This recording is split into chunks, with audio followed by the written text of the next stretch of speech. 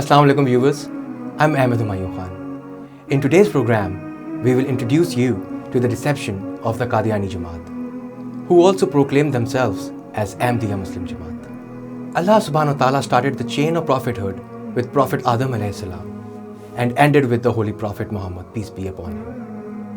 Prophet Muhammad, peace be upon him, is the last prophet, and there will be no prophet after him. In the terminology of Sharia, the Islamic law, having this faith is called the faith in Khatme Nubuwat. Belief in Khatme Nubuwat is one of the most important and fundamental article of faith. This faith is evident from approximately more than 100 verses of Quran and more than 200 hadith of the Holy Prophet, peace be upon him. The first consensus of the Muslim opinion, Ijma, took place on this issue when Musaylama Kazzab falsely claimed himself as a prophet. As a result of this, Sahaba of the beloved Prophet Muhammad, peace be upon him, fought a battle against him to eradicate this depravity. Every now and then, the Muslim Ummah had been facing such issues with respect to false prophets. Even after conquering the subcontinent, the British were still hesitant of the Muslims because of their passion for jihad. So a plot was originated by the British government to withstand a person within the society of the Muslims who would act as their tout and would create division amongst the Muslims. Eventually, a person named Mirza Ghulam Ahmad Qadiani, a clerk in the district court of Sialkot, was chosen to initiate this conspiracy. Mirza Ghulam Ahmad Qadiani, resident of Qadian, a small town in district Gurdaspur, India, was born in either 1839 or 1840 and died in Lahore on 26th of May 1908. The sole reason to select Mirza was because of the reputation of his family, who had been serving the British Raj since decades. He writes in his book, Ruhani Khazain, volume 15, page number 155. The greater part of my life has been spent supporting and defending the British government, and I have written so many books and pamphlets regarding the prohibition of jihad and obedience to the British that if they were there to be gathered, they would fill 50 bookcases.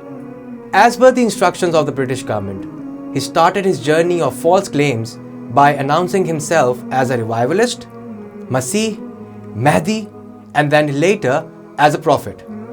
Precisely, he became so insolent that he claimed to be reincarnated as Prophet Muhammad, peace be upon him. God forbid. Furthermore, his followers became so impudent that they gave the status of his companions as Sahaba, spouses as al-Mu'mineen, daughters as Sayyidatun Nisa, and the whole family as Ahl Bayt. God forbid. In his book Haqiqatul Wahi, Ruhani Khazain, volume 22, page number 521, he writes, "There has not been even a single prophet from the inception of this world whose name was not given to me.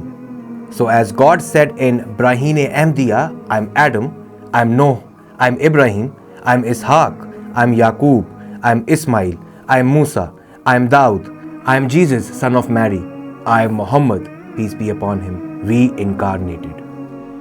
Mirza Ghulam Ahmad Qadiani has declared all the Muslims as kafirs who deny his false prophethood, and stated as a so-called revelation that came upon him. Allah has revealed to me that the one who has been aware of my message and has not accepted me is not a Muslim and is accountable before Allah.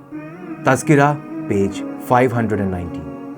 Also, his son Mirza Bashiruddin Mahmud has written in his book Anwarul Ulum, volume 6, page number 110, all the Muslims who have not taken the oath of allegiance with Hazrat Masih Maud, means Mirza Ghulam Ahmad Qadiani, even they have not heard the name of Hazrat Masih Maud, are infidels and not in the fold of Islam. Therefore, due to such blasphemous and heretical beliefs, on 7 September 1974, full House of National Assembly of Pakistan unanimously declared Qadianis as non-Muslims.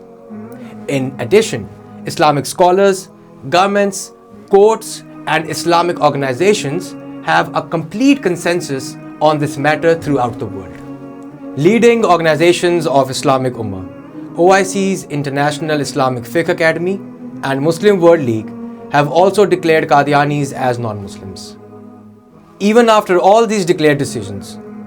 Just so that they can deceive the Muslim Ummah, Qadianis use their devious and hypocritical skills to exhibit themselves as true Muslims.